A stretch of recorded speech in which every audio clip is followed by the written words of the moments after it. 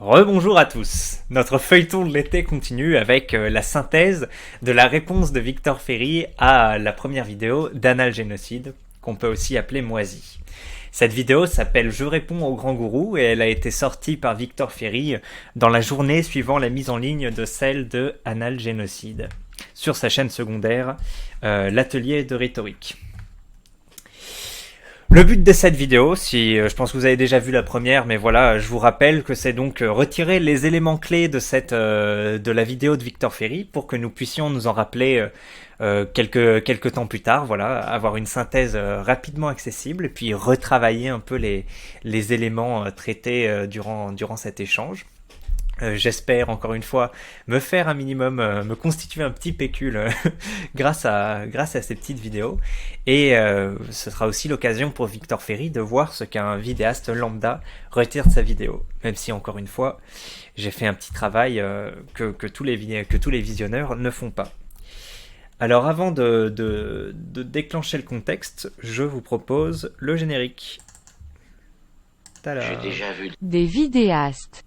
Mais vous êtes une synthèse. Merci, générique. Comme contexte, donc je rappelle que Victor Ferry a fait une première vidéo sur Titan, à laquelle a répondu Analgénocide. Et cette vidéo vient en réponse aux éléments soulevés par Moisi, donc Analgénocide, sur notamment la place de la beauté dans l'art. Donc on y apprend notamment dans cette nouvelle vidéo de Victor que la première vidéo sur Titan avait été faite à dessein pour entraîner une réaction de Moisi et un échange sur le sujet. Un échange, voire comme il dit, une séquence pédagogique. Voilà. Les objectifs que j'ai identifiés de cette vidéo réponse d'une dizaine de minutes de la part de Victor Ferry sont donc en premier lieu d'étoffer la vision de l'art qu'il défend et vanter ses mérites de cette vision, de donner des éléments sur la différence entre intellectualisation et réflexion, et de donner une leçon à Moisi sur son contenu et ses réactions, ainsi que celles de son public. L'idée principale que j'ai retenue de cette vidéo, c'est donc que ce qui est amené à être considéré beau dans l'art permet de se dépasser et de s'améliorer, tandis que l'intellectualisation éloigne du réel. Allez, diaporama suivant, je vous prie. Merci. J'ai mis des petites transitions. Quelques chiffres pour un peu ancrer toute cette démarche. Donc la chaîne secondaire de Victor Ferry comptabilise environ 30 000 abonnés. C'est 11 fois moins que sa chaîne principale. Et cette vidéo a fait 26 000 vues en une semaine et c'est en fait un relativement beau score par rapport au reste de ses vidéos sur sa chaîne secondaire, vu que c'est la 4e sur une cinquantaine de vidéos. Elle a suscité, là on n'a aucun élément pour mettre en perspective, mais 877 commentaires par rapport à 26 000 vues, ça me paraît assez élevé. Et encore une fois, on a 77% de pouces en l'air, ce qui est plus que la première vidéo de 3 minutes sur Titan, mais ce qui reste moins que les vidéos d'Analgénocide ou celles qu'a faites Victor Ferry sur sa chaîne secondaire en général, qui sont plutôt à plus de 95% de pouces positifs. Maintenant, on passe aux idées que j'ai identifiées donc dans son discours, et c'était, je dis voilà que c'était très dense. Il y avait presque une idée par minute, voire plus parfois, et donc c'est mine de rien assez instructif, ou en tout cas ça porte à réflexion. Donc la première idée que j'ai identifiée, c'est que le monde n'est pas laid et il vaut mieux valoriser la beauté que la laideur. Du moins c'est une position défendue par Victor Ferry. Donc en nous montrant que de quelque chose de plus grand que nous, l'art nous aide à nous évader d'une prison de laideur. Effectivement, la vie de tous les jours peut être déjà difficile ou laide. Et l'art, enfin une vision de l'art défendue par Victor Ferry, c'est de nous aider à dépasser justement cette réalité. Au lieu de faire un barreau supplémentaire, et j'aimais bien cette métaphore. Seconde idée identifiée, la considération de Moisi pour l'art mène à une fracture entre le public et la critique, ce qui rejoint ce qu'a dit Moisi dans sa vidéo, comme quoi le goût inné du public n'était pas travaillé et pouvait voilà différer d'un goût plus travaillé de la critique. Finalement, c'est ce que vient appuyer Victor Ferry ici, voilà, en donnant comme exemple le fait qu'il y a un décalage entre les scores critiques qui sont laudatifs pour le film Titan et celui du public avec une grosse barre quand même de notes à 0 ou 1 étoile sur 5. Voilà. Comme troisième idée, Victor apporte le fait que l'intellectualisation des choses, des concepts, éloigne du réel, tandis que la réflexion mène à l'action. Et alors moi, c'est une distinction que je connaissais pas, donc je remercie Victor pour ces éléments apportés. Que voilà, il donne des exemples. L'intellectualisation, c'est la sans cesse définition, remise en question des termes, tandis que la réflexion, c'est de se dire ok, on se pose avec ça et qu'est-ce qu'on fait, dans quoi on se dirige. Et j'aurais été dire, Victor rajoute donc l'objectif qu'il a défini, c'est le dépassement de soi et le passage à l'action. Et du coup, sa conception du beau et de l'art suit cet objectif. Voilà, l'art doit mener à la réflexion et par extension à l'action et au dépassement de soi. Comme quatrième idée identifiée, j'ai retenu que la transgression comme valeur motrice de l'art ne pousse pas au dépassement de soi.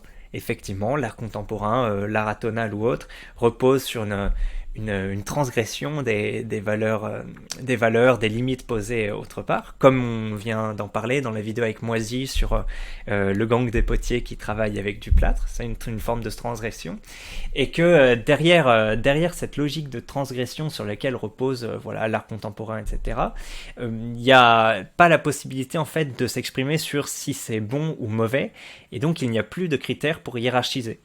Donc s'il n'y a plus de critères pour hiérarchiser, on ne peut plus se dépasser, voilà, entretenir une saine compétition, même si ce n'est pas les mots qu'il emploie. Pour appuyer cette logique, donc il nous montre un exemple d'un pianiste qui joue bien et mal deux morceaux. Une d'une musique atonale, donc plutôt contemporaine, et une symphonie de Beethoven. Et on se rend compte que même avec notre oreille plutôt non experte, on arrive à voir quel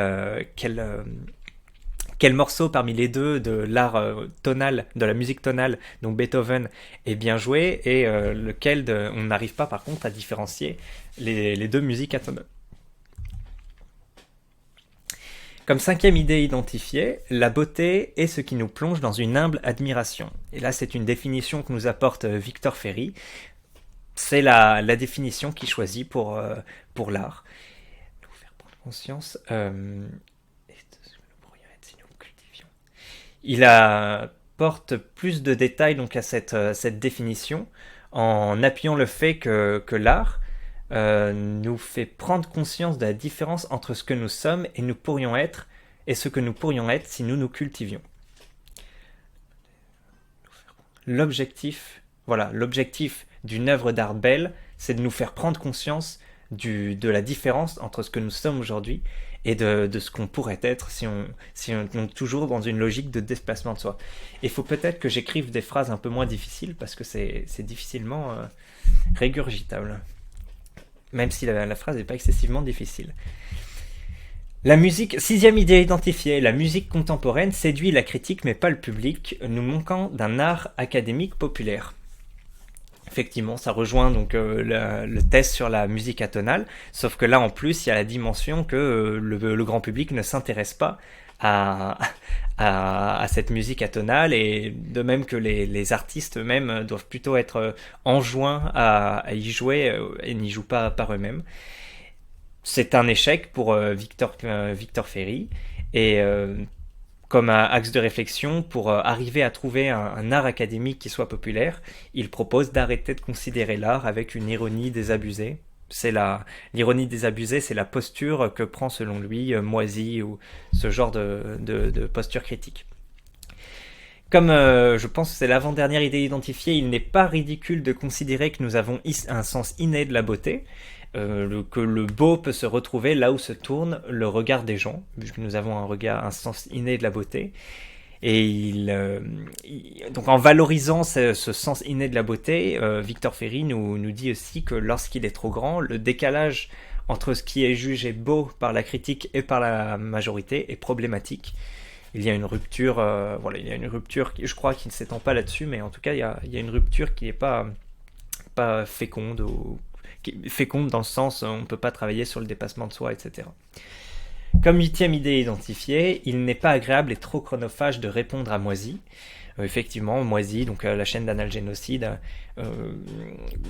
traite assez souvent de sujets, souvent par rapport à des films, et va argumenter, va fournir des arguments sur différentes thématiques, et il est assez rare que les gens lui répondent. Il y a eu DG, je crois, il y a un peu plus d'1 an, et je crois pas que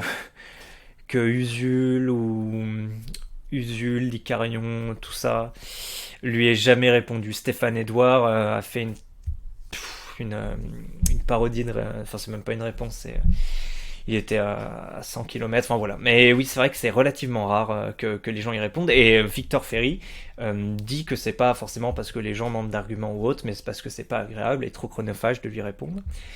Et il ajoute que le manque de savoir-vivre identifié par Victor Ferry de Moisy risque de l'isoler. Voilà. Et moi, j'ai déjà vu la vidéo réponse après de Moisy, et la réponse qu'il donne à cet élément de réflexion est intéressante. Et là, je pense que c'est la dernière idée identifiée. Comme conséquence de l'intellectualisation, le public de Moisy agit comme comme une police de la pensée. Voilà, le fait d'avoir en fait, j'arrive pas trop à articuler le fait d'avoir intellectualisé les concepts et le fait après d'agir comme une police de la pensée. Je pense qu'il manque un petit bras articulé, mais c'est l'idée véhiculée par Victor. Moi, je suis pas sûr que ce soit l'intellectualisation en elle-même qui mène à ça, mais en tout cas, c'est vrai que d'après les exemples de Victor Ferry, il y a une petite police de la pensée qui se met en place, avec donc notamment voilà, des réactions et un vocabulaire spécifique utilisé par les fans de Moisy lorsqu'une position s'éloigne de l'orthodoxa. Et orthodoxa, si vous ne savez pas ce que c'est en gros une logique partagée par plusieurs personnes. Voilà, je vous synthétise, et alors je me rends compte que la vidéo est plus longue que la vidéo originale, donc ce qui est un problème vu que c'est censé être une synthèse. Alors je vais quand même la publier, mais je verrai pour m'améliorer. Ou plus synthétiser, je sais pas. Donc les idées principales retenues, il y en a 9. D'abord, c'est que le monde n'est pas laid et il vaut mieux valoriser la beauté que la laideur. La considération de Moisy pour l'art mène à une fracture entre le public et la critique. L'intellectualisation éloigne du réel et la réflexion mène à l'action. La transgression comme valeur motrice de l'art ne pousse pas au dépassement de soi. La beauté est ce qui nous plonge dans une humble admiration. La musique contemporaine séduit la critique mais pas le public. Nous manquons d'un art académique populaire. Il n'est pas ridicule de considérer que nous avons un sens inné de la beauté. Il n'est pas agréable et trop chronophage de répondre à Moisy. Et comme conséquence de l'intellectualisation, le public de Moisy agit comme une police de la pensée. Voilà pour tous ces éléments. J'espère que vous allez en retenir quelques-uns. Moi, faire cette vidéo m'a permis déjà d'absorber un peu plus de savoir, ou en tout cas d'éléments de tout cet échange. Donc merci à Victor Ferry d'avoir fait cette réponse, et merci à vous d'avoir regardé cette vidéo. N'hésitez pas à en proposer d'autres vidéos ou d'autres chaînes, ou à me donner des conseils si vous en avez pour que je m'améliore. Ou si je dois tout simplement conclure mon aventure sur YouTube ici. Voilà, parce que c'est pas très productif ou autre, je sais pas. Bonne soirée à vous, ou journée, comme dirait Bruno Le Salé. Allez, au revoir.